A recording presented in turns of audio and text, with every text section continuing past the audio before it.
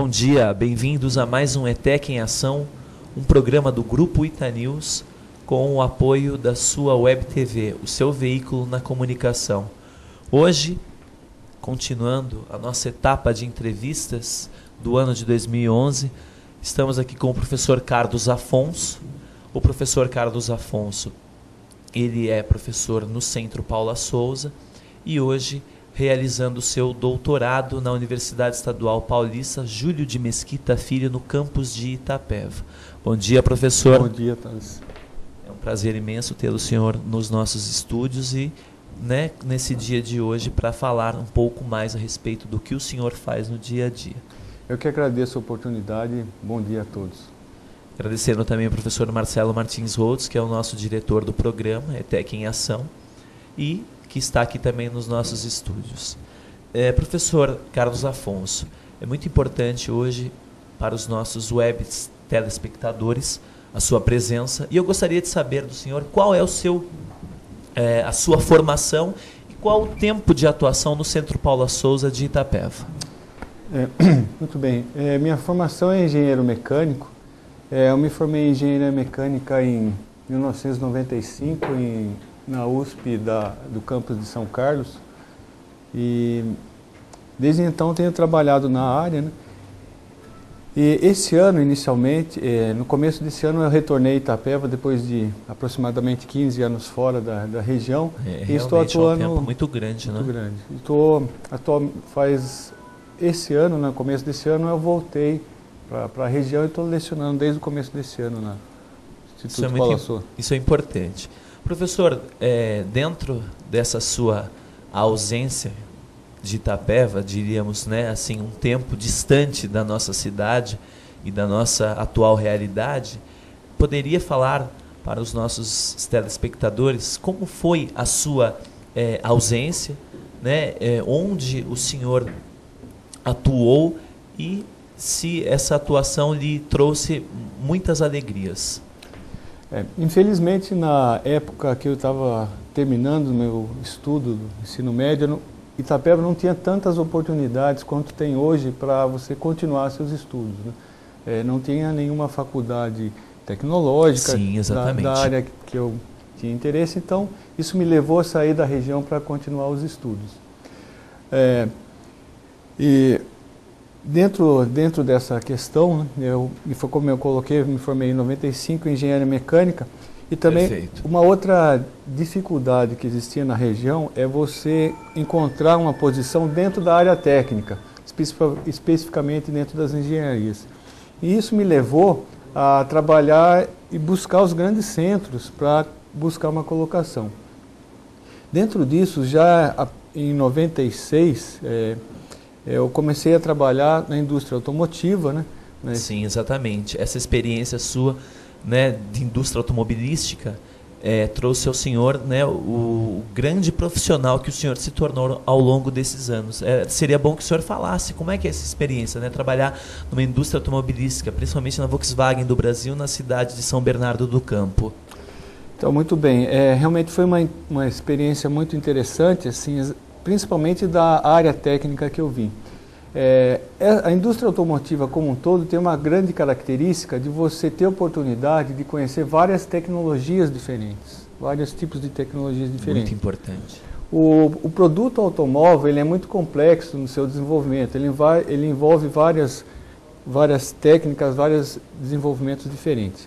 Especificamente, a minha área de atuação era dentro da engenharia de materiais, ou seja, não somente eu, mas uma equipe de engenheiros, de profissionais, trabalhavam na escolha do melhor material para determinada aplicação.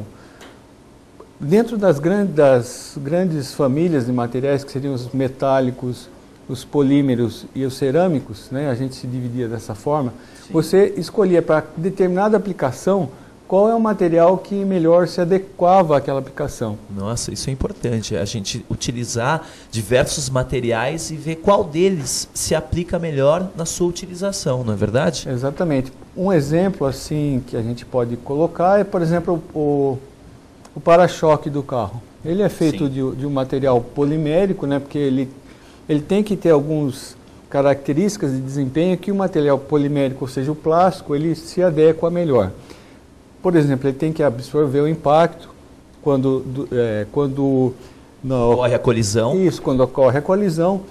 E ele tem algumas características de acabamento do carro. Então, o material polimérico, especificamente no caso do para-choque polipropileno, é um material que melhor se adequa a isso. Uma vez escolhida a família de materiais, você tem que escolher especificamente qual, dentro daquela família, qual melhor material tem melhor desempenho. No caso do para-choque, por exemplo, é um polipropileno com alguns aditivos minerais, né, o talco, que dão essa característica de resistência que é adequada para aquele material, para aquela aplicação. Isso no caso do para-choque, né, de um dos 5.000 componentes que fazem parte do produto automóvel. E assim, para todos os outros produtos, você precisa desenvolver qual é o melhor material e determinar as especificações para que no momento em que esse material seja produzido em série, essas especificações sejam seguidas, né, pela fábrica para que seja sempre mantido aquele nível de qualidade esperado. Exatamente. É muito importante a gente ter essa percepção, porque você trabalhar com uma equipe de profissionais dentro desta área que atuem no sentido de construir uma aplicabilidade de materiais da melhor maneira, e o senhor utilizou, né, diversas vezes um material polimérico, é que a gente percebe a importância de entendermos um pouco da parte de revestimento e também entender que a cada vez, né, a cada processo da indústria automobilística, a gente vê uma constante inovação partindo de um pressuposto de que o estudo dos materiais é importante. Quando o senhor trabalhou, né, na Volkswagen do Brasil, dentre as suas experiências, qual delas mais se destacou na sua vida como profissional engenheiro? Ou se o senhor também atuou na parte de gerenciamento de processo, de gestão de processo?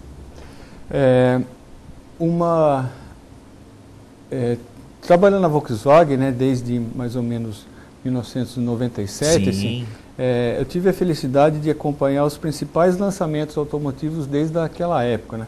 Inicialmente com o Gol, chamado Gol Geração 3, né, o apelidado Gol Bolinha. Isso, exatamente. Desde a última revitalização do Santana, que nem existe mais, passando pelo Fox, fantástico. Já pegou o lançamento do Fox. Do Fox, Polo e até algumas coisas do caminhão da Volkswagen. Ah, legal, verdade. Então, durante esse período, assim, eu sempre busquei alinhar duas linhas de trabalho diferentes, ou seja, o desenvolvimento de materiais com novas tecnologias na área de informação. Então, desde a faculdade eu gostei de trabalhar também com a área de informação, né? Então eu procurei aliar essas duas questões. Isso foi, inclusive, o que eu trabalhei no meu mestrado quando eu realizei em São Paulo. Eu procurei alinhar as duas áreas. Como é que eu busquei fazer isso? Eu sentia que no desenvolvimento de materiais existiria a possibilidade de você utilizar técnicas computacionais que auxiliassem nesse desenvolvimento. Uma das técnicas computacionais que a gente trabalhou é a chamada redes neurais. Redes neurais tem esse nome que assusta um pouco, né?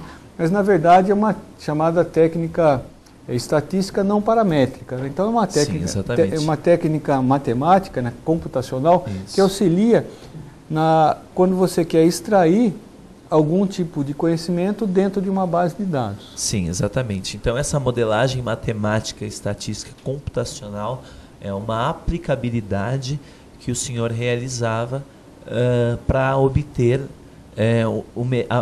a melhor liga de materiais para trabalhar dentro da Volkswagen do Brasil? Exatamente, você colocou muito bem. Dentro dessa questão que a gente está discutindo de você selecionar o melhor material para determinada aplicação, o que a gente fez? A gente criou um banco de dados em que foi levantado... Sensacional, hein?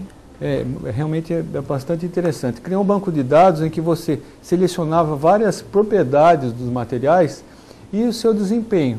Então foi criado esse banco de dados e com a ajuda dessa técnica, técnica computacional, buscou-se selecionar qual é o melhor material para determinada aplicação. Especificamente como eu estava mais envolvido, sempre estive mais envolvido com os materiais poliméricos, os plásticos, foi aplicada essa técnica para a seleção dos melhores parâmetros de processo para o desenvolvimento de materiais plásticos. Isso eu acredito assim que foi uma das grandes contribuições aí, uma vez que foi possível, né, se aliar dois problemas bastante interessantes, que era a seleção de materiais para determinada aplicação industrial e o uso de técnicas de inteligência artificial para auxiliar esse tipo de desenvolvimento. Perfeito, professor. Professor Carlos Afonso, será que essa aplicabilidade na indústria automobilística é que motivou o senhor a realizar o seu mestrado na Uninove em São Paulo em peças automotivas? Exatamente, sem dúvida. Qual é a sua linha de pesquisa? Exatamente. O grande motivador foi esse, né? Tentar alinhar esses dois campos de trabalho. Né? Perfeito. Como você colocou exatamente o meu mestrado, o título dele é Aplicação de Redes Neurais no Desenvolvimento de Peças Automotivas. Ótimo. Foi exatamente onde culminou, né? Onde foi formatado esse desenvolvimento, né? Onde foi trabalhado essa questão do desenvolvimento de peças automotivas e foi colocado na forma de um trabalho acadêmico, que felizmente... trouxe muitos frutos ao senhor. Exatamente, trouxe muitos frutos, exatamente. Professor, durante o seu mestrado, isso deve ter balançado o senhor a migrar para a carreira acadêmica. E nós sabemos que um profissional que atua muitos anos num segmento da indústria, ele acaba ficando muito bom naquilo que faz, gerando uma habilidade forte, além da habilidade forte, construindo um grande portfólio para sua carreira e também a consolidação de um determinado espaço de tempo dentro daquilo que eu chamo de competência. Como é que o senhor se interessou pela área acadêmica? Qual foi o grande motivador que trouxe o senhor a se tornar um professor e não mais, né, um profissional dentro da indústria automobilística? Alguma paixão te despertou? Então, desde o período de faculdade, eu sempre atuei, sempre estive envolvido com educação. Com educação, exatamente. Na faculdade, daquela forma que muitos profissionais passam para ajudar no orçamento da faculdade, dando aula em cursinhos, esse tipo de coisa, eu sempre tive os cursinhos preparatórios para vestibular. Os bons cursinhos preparatórios. Então, isso sempre teve dentro de mim essa vontade, esse gosto por lecionar. Durante todo o período em que eu atuei focado na questão de engenharia, sempre tinha lá no fundo, né, uma vontade até de permanecer nisso. Infelizmente, por uma questão de tempo, de cronograma, não foi possível desenvolver isso. Só que, como você colocou, chega uma hora na carreira que você começa a pensar, olha, o que forma, por exemplo, os melhores professores, né? O que geralmente se diz, né? O importante é você ter o conhecimento tácito. O que é o conhecimento tácito? O conhecimento tácito é quando você consegue aliar o conhecimento teórico com o conhecimento prático. Né? Então, o que acontece? Uma coisa é você ler uma determinada afirmação dentro de um livro de engenharia, outra coisa é você vivenciar. Olha, aquilo que estava escrito no livro realmente faz sentido. Faz sentido. Funciona. Tem uma aplicação. Tem uma aplicação. Exatamente. Professor, hoje o senhor atua na Escola de Minas e Metalurgia, tanto no ensino médio como técnico. Temos aí divergências, não é? Uhum. Uns falam que o ensino médio ele tem hoje um perfil de aluno. Outros falam que o ensino técnico tem outro perfil. Há muitas diferenças nisso mesmo? Com certeza, são dois públicos totalmente diferentes. Assim, existem cuidados inerentes a cada um desses grupos, né? Com relação ao ensino médio, você tem que, é necessário que se tenha a postura do professor no sentido clássico da coisa, né? No sentido de manter a disciplina, e não que no ensino médio não seja diferente, mas essas questões têm um peso maior nesse desenvolvimento. E é interessante que são enfoques diferentes. No ensino médio, você tem aquela percepção de você ser o ente formador da personalidade do aluno. Realmente, o ente formador do aluno. Você passa de professor a um referencial. Exatamente. Isso é sensacional, porque o professor, ele perdeu aquela característica de imposição. Exatamente. Ele é o agente facilitador do conhecimento no sentido do aprendizado. E isso, para nós, é mais do que qualquer coisa. É muito importante a gente saber, como professores hoje, a importância do referencial. Como é que funciona isso no seu dia a dia? O senhor entende, como professor de matemática do ensino médio e como professor, né, da área de sistemas de informação, de tecnologia de informação na comunicação, no ensino técnico, qual seria aí a grande virtude no ensino médio para o aluno que está aprendendo matemática e no ensino técnico como professor de tecnologia de informação na comunicação? A percepção que eu tenho é que os alunos, em geral, eles veem você como exemplo em si. Não necessariamente você ter o discurso correto. Eles têm muita percepção de sentir como é a pessoa, como você se comporta, como você se posta diante dos alunos. Se posiciona. Se posiciona, exatamente essa palavra. É aquela questão de ser o exemplo como exemplo. E os alunos, eles têm esse scanner, assim. Eles percebem nas pessoas, por exemplo, um exemplo talvez até tolo. De repente, um comentário entre os alunos: professor, vai tomar uma cervejinha lá, não sei o quê, esse tipo de coisa. Se você coloca assim, olha, legal, vocês vão tomar cerveja? Fique à vontade, mas eu não gosto muito, não é muito a minha praia. Esse tipo de coisa, esse tipo de exemplo, assim, talvez simples, reflete assim, até como pessoa, né? Passando um exemplo como pessoa. Já no caso do ensino técnico, também tenho a felicidade de lecionar na FAIT também, que é a graduação em Sim, sistema. Exatamente. A sua área de atuação também está na Faculdade de Ciências Agrárias de Itapeva, FAIT. Depois nós vamos falar mais a respeito disso, não é, professor? Exatamente. E no caso do ensino médio, é um pouco mais no sentido de você discutir o conteúdo tecnológico, né? Então é um patamar um pouco diferente. É lógico que tem a posição a questão como exemplo formador, mas você a discussão é um pouco sai dessa questão um pouco e entra mais na discussão do conteúdo, né? Do conteúdo tecnológico, do desenvolvimento tecnológico, onde eu sempre busco assim puxar exemplos do período da vida profissional. Perfeito. Professor, dentre essa sua experiência no ensino médio e no ensino técnico profissionalizante, o senhor também viu a necessidade de migrar para o ensino superior.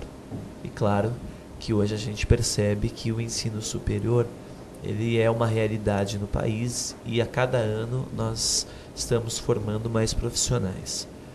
Esses profissionais que estão entrando no mercado, talvez por não ter experiência, eles acreditam que boa parte do seu conhecimento dentro da universidade traga-os para a realidade do mercado de trabalho. Na FAIT, onde o senhor leciona no curso de Sistemas de Informação, será que isso realmente acontece? A boa formação acadêmica é só o primeiro passo, né, da história para você conseguir uma boa colocação dentro do mercado de trabalho. É uma condição necessária, mas não suficiente. Uma vez que existe uma concorrência muito acirrada, né, pelos postos de trabalho, o fato de você ter uma boa formação é a questão básica. a partir dessa boa formação, você tem que ter a capacidade, né, de se desenvolver profissionalmente. Então, ao longo dos anos. Ao longo dos anos, exatamente. Então, o que acontece? Se você não tiver uma boa formação acadêmica, não tem, é muito difícil você começar o seu desenvolvimento. Então, o conhecimento acadêmico traz? É esse começo, né? Essa velocidade inicial, para a partir daí você desenvolver sua vida profissional. Exatamente.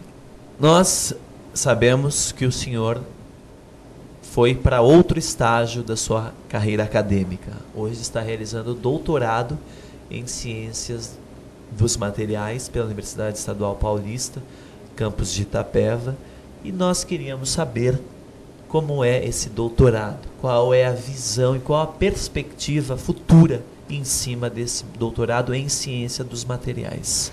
É uma questão que eu fiquei muito satisfeito, muito feliz com relação à Unesp de Itapeva, é que ela buscou exatamente as características da região e desenvolver a área acadêmica, desenvolver as questões acadêmicas voltado para a característica dessa região. Qual seria, né? A questão madeireira, né? A indústria madeireira. Então, a Unesp ela desenvolve, né, a tecnologia dentro dessa área.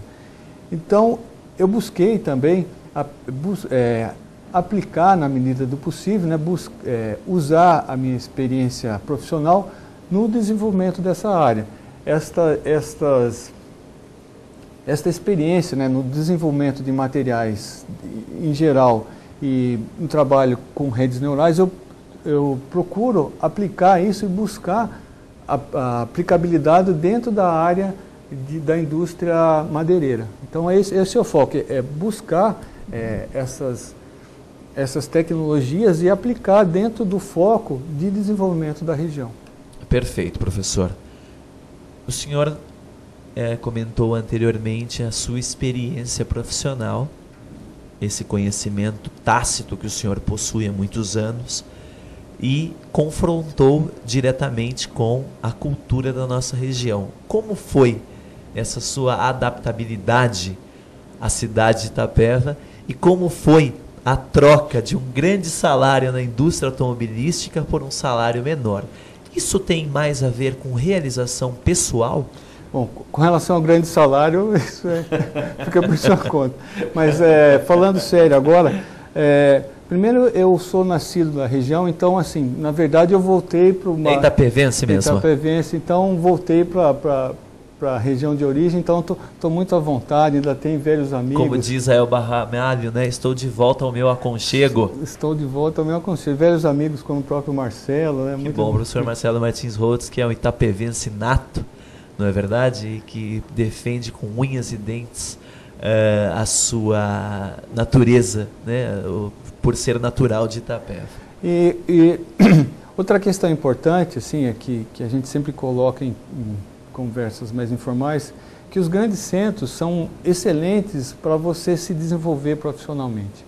Mas a qualidade de vida realmente você consegue obter nas cidades médias e menores. Com certeza, eu sou uma prova disso. Exatamente. Então, o que eu busquei? Exatamente assim, uma vez que, como a gente conversou aqui, houve um grande desenvolvimento na região nos últimos 10, 20 anos. Então, isso propicia que você tenha a oportunidade de voltar para a região com uma contribuição? Com contribuição e com condições, né, de contribuir nesse desenvolvimento, participar desse desenvolvimento.